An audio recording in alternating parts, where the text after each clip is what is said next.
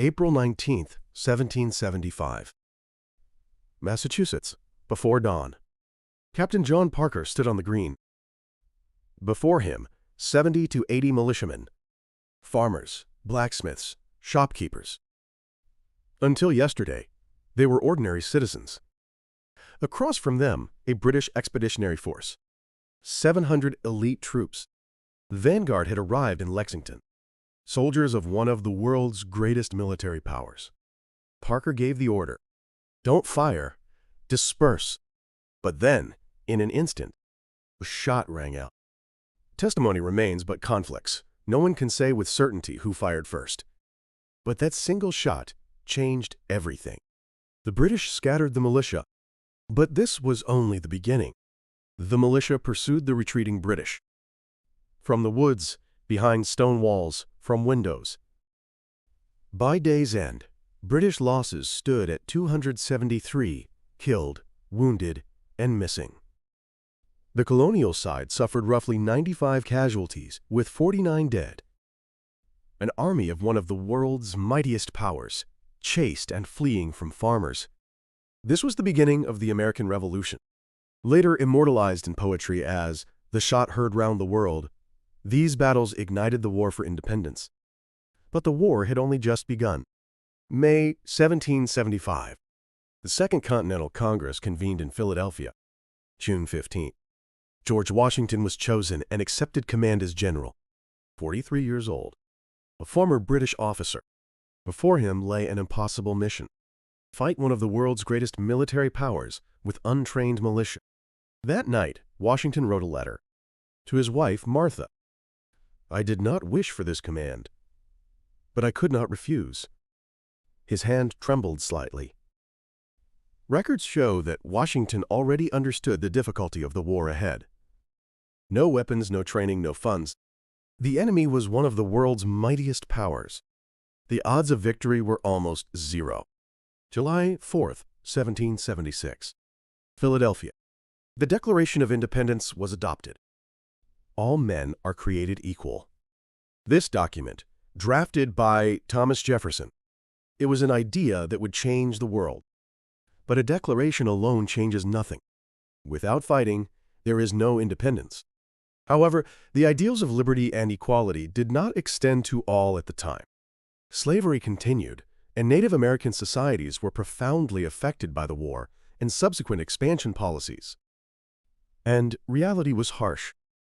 August 1776. The Battle of Long Island. Estimates vary, but British and Hessian forces held numerical advantage, overwhelming the Continental Army.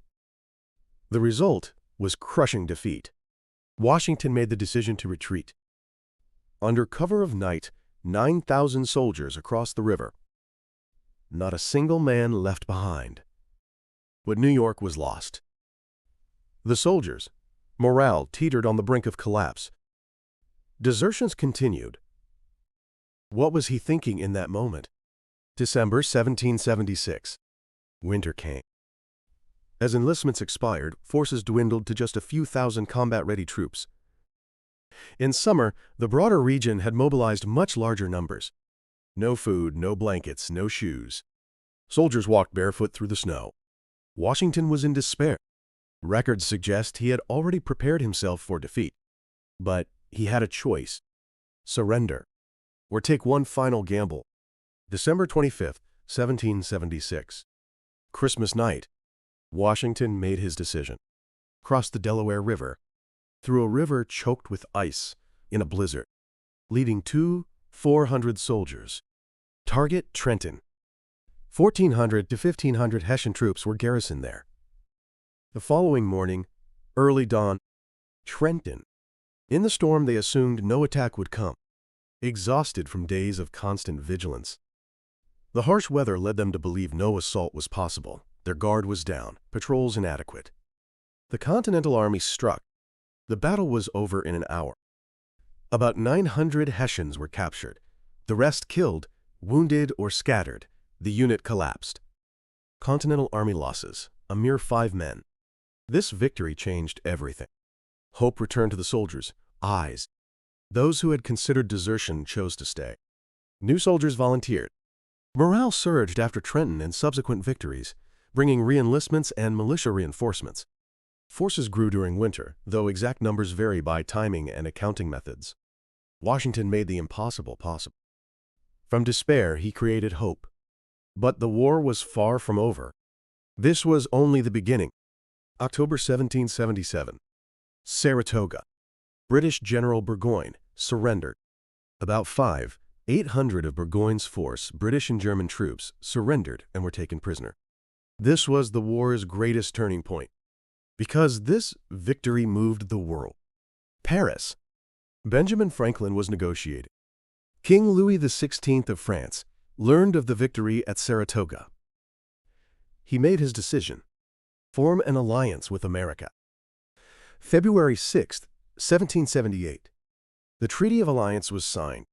The French Navy, the French Army. France, a major military power, entered the war, spreading Britain's burden across the globe. For Britain, this was a nightmare. Now they had to fight across the entire world. October 1781.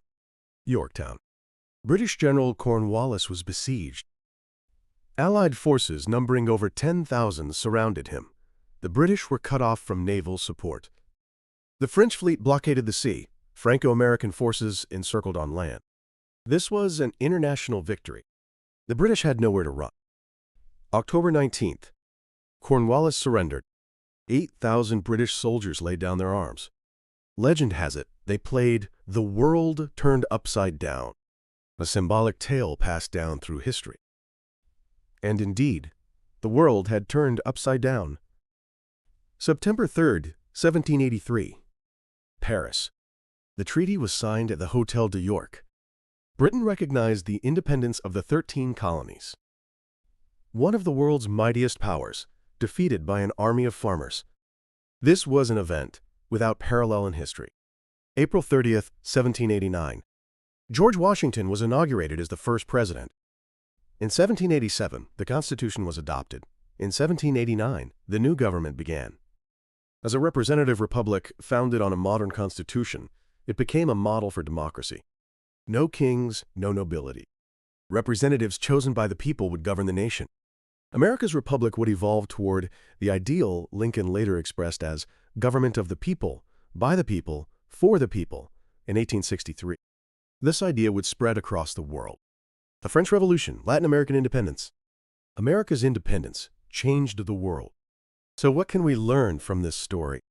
First, the power of unity. The 13 colonies became one. Divided, they could never have won. Second, the power of conviction. They fought for justice, for the universal values of liberty and equality. Third, the importance of alliances. France's entry decisively changed the course of the war.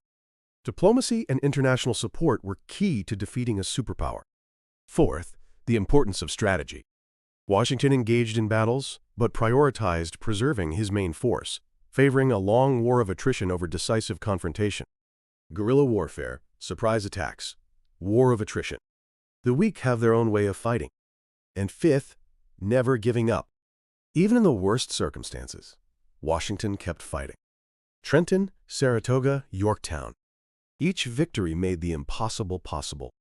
Now, I ask you, history only tells us the outcome. But those who lived it did not know how it would end. If you were Washington in 1776, would you have crossed the Delaware? When facing a seemingly impossible goal, would you give up or take one final gamble? Share your thoughts in the comments. I'm truly grateful you stayed with me until the end. The American Revolution proved that the weak can defeat the strong. Unity, conviction, alliances, strategy, and refusing to surrender. These lessons live on today. At Turning Point History, we continue exploring these decisive moments that changed the course of human history. If this video made you think, please subscribe and like. Your comments fuel the next story. Until next time.